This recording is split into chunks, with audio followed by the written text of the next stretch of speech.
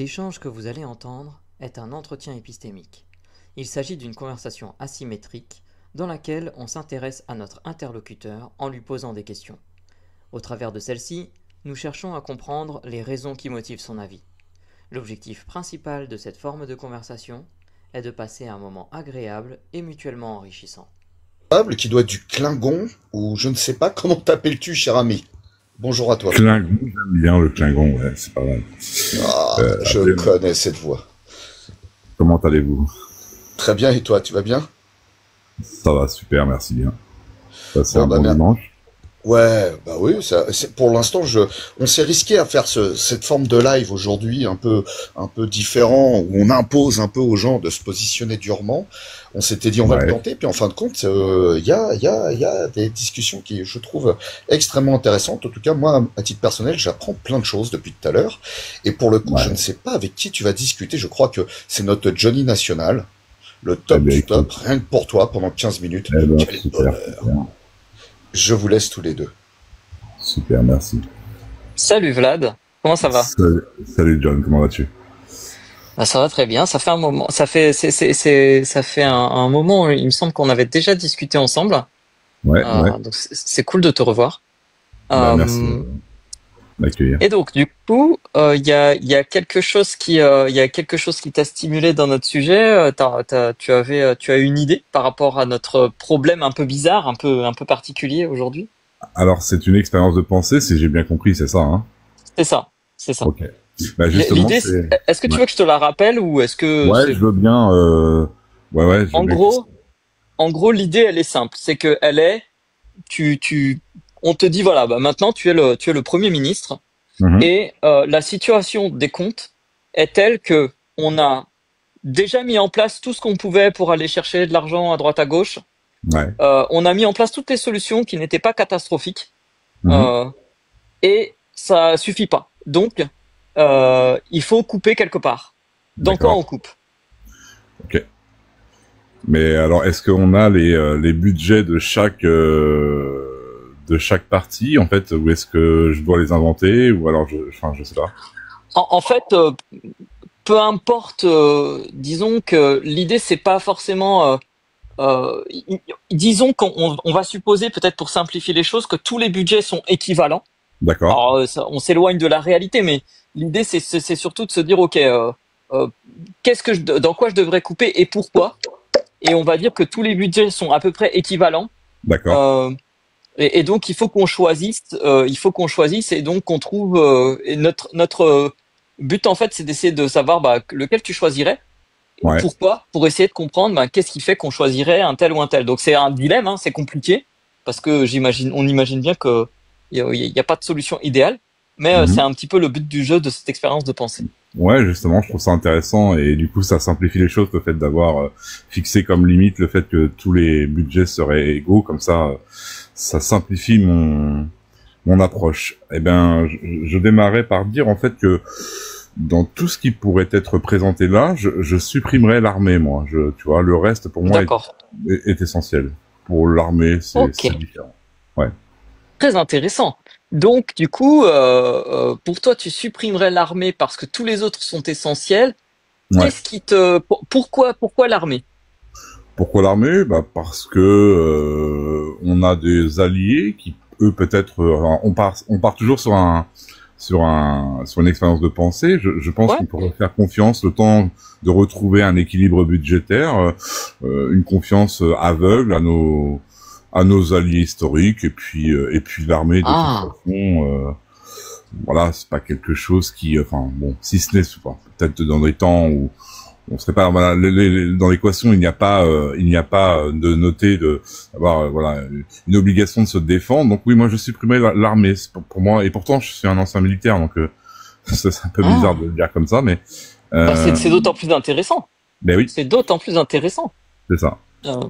Euh, et donc, en fait, si je comprends bien, pour toi, l'idée serait de dire, OK, on coupe le budget de l'armée, mais j'ai l'impression que pour toi, c'est temporaire. C'est-à-dire, on coupe le budget de l'armée, le temps de revenir à quelque chose de résoudre le problème, Ouais. en faisant un deal avec nos alliés, C'est ça. pour qu'il nous protège temporairement, le temps qu'on revienne à à une situation stable et sécure, et Ouais. ensuite on remet le budget de l'armée, c'est ça? Ce serait ça l'idée, ouais. Si, voyons si, Ok. est-ce qu'il serait remis de façon progressive? Est-ce qu'il aurait la même nature? Est-ce qu'on le, enfin, s'il y a, alors on partirait là aussi sur une expérience de pensée, s'il y a eu un déficit, il faut savoir là où il a été creusé. Est-ce que c'est l'ensemble des secteurs dans lesquels on a à choisir qui ont creusé le déficit? Est-ce que c'est un autre système de gestion qui a amené justement à faire des coupes budgétaires assez drastiques? Et il me semble que ça pourrait être cohérent. Enfin, je veux dire, c'est dans un monde normé avec lequel les gens doivent vivre. Enfin, le social, ça regroupe tellement de choses et c'est le plus gros. Alors, bon, dans la vraie, dans la vraie, comment dirais-je, dans la réalité, le social, c'est le plus gros budget de l'État. Donc, effectivement, le chômage, je vois pas comment on pourrait rendre les gens précaires. La culture, on sait très bien qu'on fait disparaître. Si on fait disparaître la culture, on fait disparaître des pays entiers. On le voit bien dans les pays dans lesquels ça a disparu. L'écologie, c'est un peu planifier ce qui va se passer pour nos futurs. Donc là aussi, je vois mal comment on pourrait être égoïste à ce point-là. Et les retraites, ouais, c'est quand même essentiel que les gens puissent vivre dignement dans des temps où ils sont beaucoup plus fatigués et qu'ils ont bien mérité un repos jusqu'à la fin, quoi. Et l'armée, D'accord. ouais, c'est un peu D'accord. ça l'idée. Alors, du coup, c'est vachement intéressant. Il y a plusieurs pistes, ça m'évoque plusieurs pistes de réflexion, plusieurs pistes de questionnement. Mhm. Le premier questionnement serait, et en fait, à la limite, je vais te poser les différents questionnements et tu me Ouais. dis celui que auquel tu préfères répondre parce que je pense pas qu'on ait le temps malheureusement de tout explorer. Mais oui. Le premier questionnement qui me vient serait de dire, tu as dit tout à l'heure, bah voilà, par exemple, tout ce qui concerne le social, le chômage, etc. Bah, si on le supprime, on va précariser des gens, c'est pas très sain. Mais du coup, je me dis, tiens, mais si je supprime le budget de l'armée, bah, je précarise les militaires. C'est Euh, et ça, c'est la première question. Et du coup, bah, voilà, qu'est-ce qu'on pourrait faire? Ou comment, est-ce que c'est pire, moins pire, etc. La deuxième question qui me vient, c'est est-ce que, en fait, on se repose sur nos alliés pour assurer quelque chose pour lequel on fait une dépense? Mhm. Et donc, du coup, est-ce qu'on pourrait, pourquoi c'est plus pertinent d'avoir ce raisonnement pour l'armée et pas pour autre chose? C'est-à-dire, pourquoi est-ce qu'on dirait pas, par exemple, à nos alliés, bah, filez-nous un peu de blé euh, pour payer le chômage parce qu'on va devoir le supprimer, ou pour financer la santé de nos citoyens parce que on va devoir le supprimer nous le temps que ça redevienne. Pourquoi ce serait plus l'armée plutôt que d'autres, tu vois, d'autres solutions alternatives? Là, j'ai donné ces exemples, mais ça pourrait être n'importe quel autre poste budgétaire. Mais ouais, non, c'est intéressant, justement, je la trouve pertinente, ta question.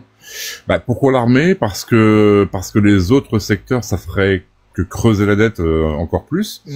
Ça ne leur demanderait pas un effort considérable compte tenu des relations diplomatiques. Alors c'est pareil, là aussi on est obligé d'imaginer. Alors ce serait un temps où la France serait dans un état de grâce entre guillemets, elle n'aurait pas d'ennemis déclarés, elle aurait voilà, en tout cas des alliés suffisamment puissants et dissuasifs pour qu'elle puisse être voilà, et puis on pourrait faire ça de façon à ce que ça puisse aussi donner un espèce d'élan, un côté militantisme en fait. On n'a pas forcément besoin d'armée pour être puissant dans un monde dans lequel il y a un équilibre budgétaire. Donc, est-ce que justement, enfin, le fait de demander de l'argent à d'autres pays en lien, par exemple, avec le social ou le chômage, enfin après ça foutrait le bordel partout parce que certains pays diront bah écoutez, nous on est dans la précarité aussi, et puis on n'aurait plus d'équilibre. Alors que l'armée en soi, bon, c'est vrai qu'on mettrait, effectivement, si on doit sacrifier des gens, c'est pas que j'ai envie de sacrifier les militaires, loin de là, mais je me dis qu'on pourrait facilement les réintégrer dans,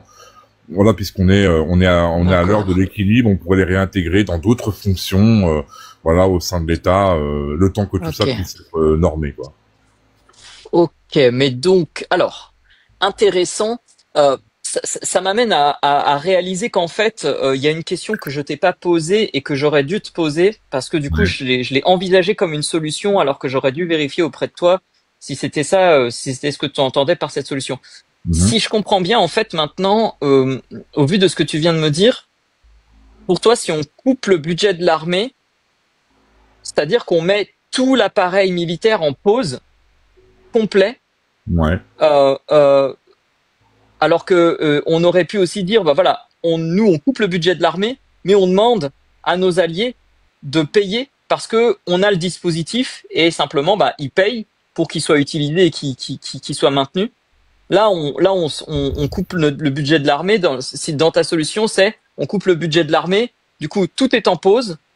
On dépense 0 pour l'armée et on compte sur le fait que nos alliés dépensent pour leur propre armée et que ça contribue à faire un effet parapluie. C'est ça? Bah, en même temps, vu comment tu poses la question, j'étais en train de me faire le schéma et je me dis qu'effectivement, tout ça repose sur un équilibre et ça peut peut-être aussi engendrer un déséquilibre ailleurs après, j'en sais rien. Est-ce que finalement tout n'est pas normé par un équilibre très précaire? Là aussi, c'est des choses. Voilà, ça me pousse aussi là. J'ai pas de réponse à ça, je te le dis honnêtement. Ouais. C'est vraiment intéressant parce que en fait, on pourrait imaginer. Et il y avait deux conséquences dans ce que tu disais. Enfin, il y avait deux conséquences possibles dans ce que tu disais que je trouve très intéressantes. La première, c'est que quand tu dis, bah voilà, en fait, un truc qu'on pourrait faire, c'est réintégrer les personnes qui sont actuellement employées par l'armée à d'autres choses au service de l'État. Mais du coup, est-ce que ça voudrait pas dire que, en conséquence, bah en fait, toute la part du budget de l'armée qui servait à les payer pour qu'ils soient militaires, c'est une part qu'il va falloir leur payer qu'il va falloir leur payer via un autre budget. Mais du coup, en fait, on rebranche un tuyau ailleurs. C'est ça. Et l'autre conséquence possible, c'est est-ce que du coup peut-être que d'autres pays diraient bah écoutez, nous on n'a pas de problème à ce que vous ayez plus d'armée, mais vu que c'est nous qui allons payer pour notre armée et qu'on va vous défendre, vous nous devez quand même de l'argent entre guillemets. Oui. Et du coup comment on pourrait gérer ce truc-là? Est-ce que pour toi c'est une possibilité crédible ou voilà, ou est-ce que tu te dis, je sais pas, en fait, quelle solution t'envisagerais ou comment tu aborderais ce problème-là? Dans un monde dans lequel on est aujourd'hui, je te dirais honnêtement non, ce ne serait pas possible. Maintenant, est-ce qu'il n'est pas temps, là aussi, de par justement j'apprécie l'exercice aujourd'hui, il est très intéressant. Merci de m'avoir fait monter pour ça d'ailleurs. Parce qu'il est peut-être temps qu'on revoie là aussi, je sais pas, peut-être d'autres modes considérer que, en tout cas, puisqu'on est obligé de faire des coupes budgétaires assez drastiques, en l'occurrence dans la question qui est posée, c'est le sacrifice d'un secteur dans lequel en fait on dirait aux gens bah écoutez voilà on n'a plus de budget pour vous. Ça soumet la question de mais pourquoi on est arrivé là. Et il y a peut-être aussi là, je sais pas, une façon de voir les choses en lien avec justement un avenir. Alors je pensais à l'écologie, mais alors du coup est-ce que dans l'équation on ne table pas sur l'avenir, on est juste sur quelque chose de factuel là, de pragmatique, disons-le comme ça, assez bête et méchant, et du coup et dans cette question pragmatique finalement on aurait juste à appliquer et on résoudrait les choses, ou est-ce qu'on serait non, on peut tabler sur l'avenir, c'est-à-dire qu'on peut très bien avoir comme motif de dire voilà, moi je supprime ce poste de dépense parce que dans l'avenir c'est une perte sèche, ou parce que dans l'avenir il a pas assez de potentiel pour nous aider à revenir à l'équilibre, voilà, pour tout un tas de raisons. Alors dans ce cas, je revois mon jugement et je me dis qu'avant même de pouvoir couper dans un budget, il faudrait, alors là aussi, est-ce qu'on a assez pour le faire? Il faudrait déjà en amont avoir des sources, c'est-à-dire qu'on devrait sourcer chaque domaine dans lesquels en fait il y aurait des coupes budgétaires à opérer, et sans y mettre évidemment une quelconque classe politique, parce que là c'est l'avenir du pays dont on parle, donc et en lien avec ça, avec des obligations de résultat, on leur demanderait justement de tabler sur une façon plus homogène, je dirais, et d'avoir une vision à moyen long terme sur quelles conséquences pourrait avoir le fait de supprimer l'armée. Je pense que c'est pas, c'est pas dénué de sens totalement. Je pense pas qu'on soit obligé d'en venir, parce que si on rapporte ça à son échelle la plus petite, on pourrait se dire que l'armée, effectivement, dans un monde, alors ça serait un monde de bisounours, mais j'aime à penser qu'on pourrait peut-être vivre dans des temps beaucoup plus calmes, et on n'aurait pas forcément d'avoir des armées très fortes ou très dissuasives pour arriver à quelque chose de plus acceptable. En tout cas, le fait de protéger les gens parce qu'on voit bien que là, les secteurs, c'est quand même très lié à la protection quand même du peuple, hein, c'est le social, le chômage, l'armée. Si on rassemble ça sous une seule étiquette, ce serait la protection des gens. Est-ce que de manière intelligible, en fait, on pourrait supposer que l'armée pourrait être mise de côté le temps d'un équilibre. Voilà, c'est comme ça que je l'ai pensé en arrivant. Et... Ouais. Mais est-ce que j'ai bien compris ta position si je dis qu'en fait, j'ai l'impression que ton raisonnement, c'est de te dire, OK, toutes ces dépenses servent à protéger le peuple, ça c'est comme tu viens de le dire, et aujourd'hui, le truc qui menace le moins le peuple, c'est la guerre, donc c'est celui que je peux le plus me permettre de temporairement affaiblir. C'est ça. D'accord. En disant qu'on pourrait le mettre, alors parce que la question c'est est-ce qu'on doit le supprimer ou est-ce qu'on peut le réduire? Parce que si on peut le réduire, on peut se cantonner juste à un entretien, et puisque la France dispose du feu nucléaire, on pourrait être très dissuasif seul, et dans ce cas on demande à personne, et le premier qui nous embête, écoute, on pourrait répondre d'eux, et dans ce cas protéger nos intérêts.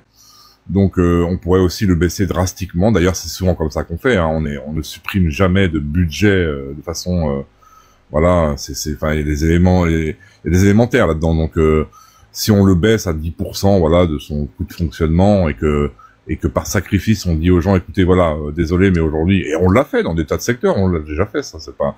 On pourrait aussi dire aux Français, écoutez, dans un temps plus, je trouve pas les mots aujourd'hui, je suis navré, plus décisif, est-ce qu'il est pas temps aussi, peut-être, je sais pas, d'être, un peu comme l'effort de guerre, et là, on ferait un peu, un effort de paix, et puis, chaque personne pourrait être cantonnée à être, un militaire gratuit, j'en sais rien, une forme de... Ok. Du coup, ça fait un peu plus d'un quart d'heure qu'on discute, donc on arrive malheureusement déjà à la fin de notre échange. J'aurais juste une question à emporter. Là-dedans. J'ai deux questions à emporter. Donc c'est des questions qui n'appellent pas de réponse maintenant, mais qui sont des questions qui nous invitent à réfléchir. Tu connais le principe. La première question, c'est qu'est-ce qui serait susceptible de te faire te dire finalement non, l'armée en fait est beaucoup plus prioritaire que ce que je pense et il faudrait supprimer autre chose. Et ça m'amène à ma deuxième question. Si tu t'apercevais que c'était le cas, c'est quoi le deuxième truc que tu supprimerais ou qui arrive dans la liste? Et bien sûr, c'est une question à emporter et je vais passer la parole à mes collègues. Merci, John. J'en ai potentiellement une. Ah vas-y, Proggy, vas-y. Ok. Alors, la première, c'est très simple. Comment maintenir une dissuasion nucléaire sans budget? Ça, c'est la toute première. Et la seconde, c'est parmi tous les secteurs qui sont affichés, lequel va galérer le plus sur le long terme à cause de l'inertie. Alors, dit autrement, c'est lequel a besoin d'investissement aujourd'hui pour être efficace dans 5, 10, 15, 20, 30 ans. Effectivement, très bonne question. Alors, moi, j'en ai une un petit peu plus simple. Aujourd'hui, en 2025, avec des tensions mondiales au niveau géopolitique, quel serait pour toi ton meilleur argument qui te fait penser qu'on peut avoir confiance à 100% dans nos alliés? Intéressant aussi, du coup. Eh bien, messieurs, dames, merci beaucoup. J'ai bien tout noté. Ouais, merci à toi. Juste dernière question. Dernière question un petit peu traditionnelle. Comment ça s'est passé pour toi cet échange? Très mal, très très mal. Non, je plaisante évidemment très très bien comme d'habitude. Comme d'hab, je suis toujours ravi d'être reçu chez vous. C'est toujours un plaisir. Écoute, moi ça m'a fait beaucoup plaisir. Et il y a un truc que je voulais vraiment souligner parce que j'ai trouvé ça très très agréable et vraiment je te félicite pour ça parce que c'est pas très commun. C'est que je trouve que tu t'es vraiment très honnêtement engagé dans la réflexion et t'as dit tiens là je sais pas, peut-être qu'il faudrait que je revoie mon avis, etc. Et ça je trouve ça vraiment vraiment intéressant et je trouve ça très courageux aussi d'assumer publiquement ce genre de choses parce que c'est quelque chose que nous avec Russell c'est un peu pour ça qu'on fait ce genre de live, c'est que pour qu'on se rende compte que en fait c'est bien et c'est normal de se dire je sais pas, je suis pas sûr, peut-être qu'il faudrait que je change d'avis et que le faire publiquement c'est cool. Et donc franchement merci beaucoup pour ça. Bah merci à vous, hein. C'est simplement pour ça que je viens, c'est pour me faire travailler un peu les ménages, histoire d'avoir au moins un temps où je ne pense pas qu'à moi. Voilà. En tout cas, merci beaucoup. Merci à vous, prenez soin de vous et au plaisir d'un prochain revoir. Ouais, et je vais descendre tout seul, hein. Je sais comment faire. J'envoie pas l'armée. On te parachute directement. Allez, super, merci à vous. Bonne fin d'après-midi à toi et bon dimanche. À vous aussi, merci. Et pour le coup, on est un petit peu entre nous, parce qu'il n'y a pas grand monde qui souhaite monter. Oui, l'exercice est pas facile aujourd'hui. Donc n'hésitez pas à faire une demande si vous voulez monter. Pas besoin de boucher les trous, hein. Il y aura à un moment donné forcément quelqu'un qui souhaitera monter, en tout cas je l'espère. Je sais pas pour vous les amis d'Opinion sur eux, mais je trouve ça hyper instructif ce live. Moi j'apprends plein de choses.